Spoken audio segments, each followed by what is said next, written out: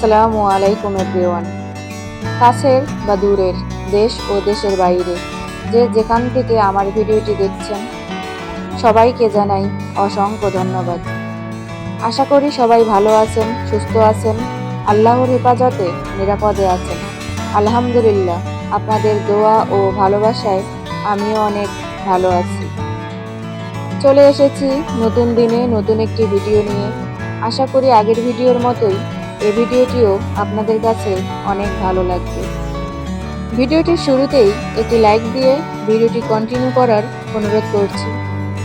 মায়াভরা সংসারে যদি নতুন এসে থাকেন, চ্যানেলটি সাবস্ক্রাইব করে দয়া করে আমার পাশে থাকবেন। ইতিমধ্যে যারা এই কাজটি করেছেন তাদের প্রতি রইল আমার অন্তরের অন্তঃস্থল থেকে দোয়া ও অপরন্ত ভালোবাসা।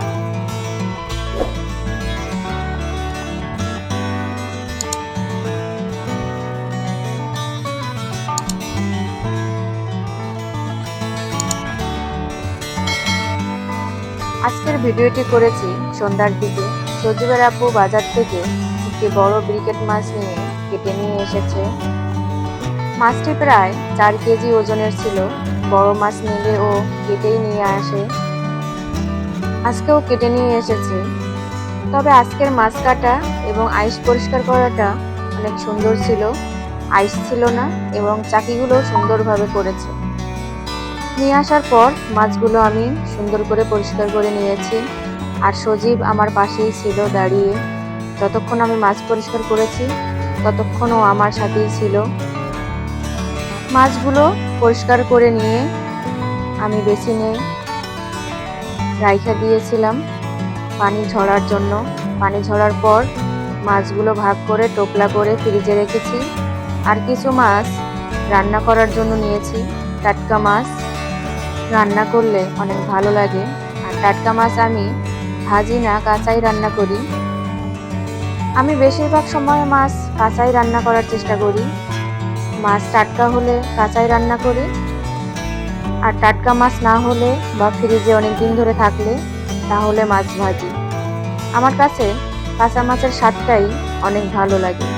ছোট থেকে খেয়ে অভ্যাস তো। গ্রামে বেশিরভাগ মানুষই কাঁচা মাছই রান্না করে, তো গ্রামেই বড় হয়েছি, এজন্য কাঁচা মাছ খাওয়ার অভ্যাসটা এখনো ছাড়তে পারিনি। মাছগুলো আমি অফ ক্যামেরায় বসিয়ে দিয়েছিলাম। মাছগুলো হয়ে গেছে।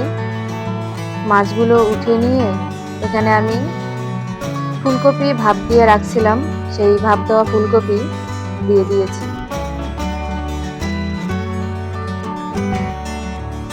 ফুলকপি ভাপ দিয়ে নিলে ফুলকপির যে একটা গন্ধ থাকে সেটা আর থাকে না। অল্প কষিয়ে পানি দিলেই হয়ে যায়।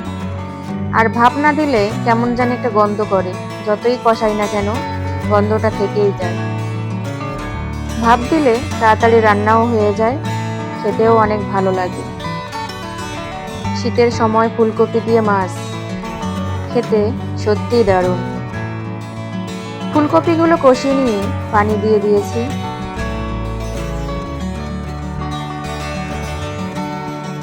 চুলায় তরকারি বসিয়ে অফ ক্যামেরায় বাসার অনেক কাজ করে নিয়েছি। আর এদিকে আমার পরিবারের নতুন সদস্য সজীবের বন্ধু দেখেন কি করতেছে। ওই বসে রয়েছে আর কি অবস্থা করছে আমার রেক্টার।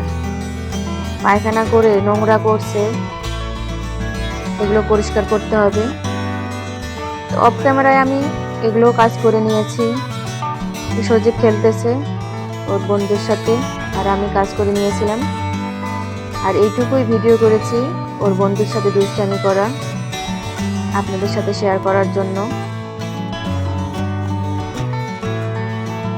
সজীবের নতুন বন্ধুর এটাই যেন ওর আসল জায়গা। ঘুরে ফিরে সে এখানেই আসে, এখানেই থাকতে পছন্দ করে।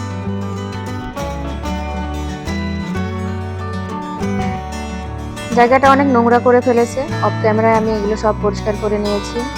আর এদিকে আমার ফুলকপি প্রায় সিদ্ধের কাছাকাছি। মাছগুলো ফুলকপিতে দিয়ে দিয়েছি।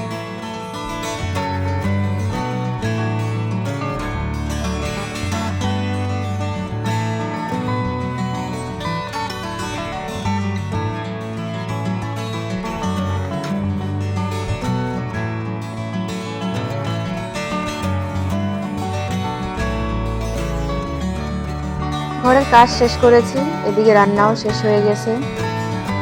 রান্না শেষ করার পর আমরা রাতের খাবার খেয়ে নিয়েছিলাম। তো এই ছিল আমার সন্ধ্যার কিছু সময় আপনাদের সাথে শেয়ার করলাম। আমার কথায় অনেক ভুল আছে, অবশ্যই ক্ষমার দৃষ্টিতে দেখবেন। ধন্যবাদ জানাই এতক্ষণ আমার সাথে থাকার জন্য। পরবর্তী ভিডিও দেখার আমন্ত্রণ জানিয়ে শেষ করছি। সবাই ভালো থাকবেন, সুস্থ থাকবেন। দেখা হবে, কথা হবে অন্য কোনো এক ভিডিওতে। আল্লাহ হাফেজ।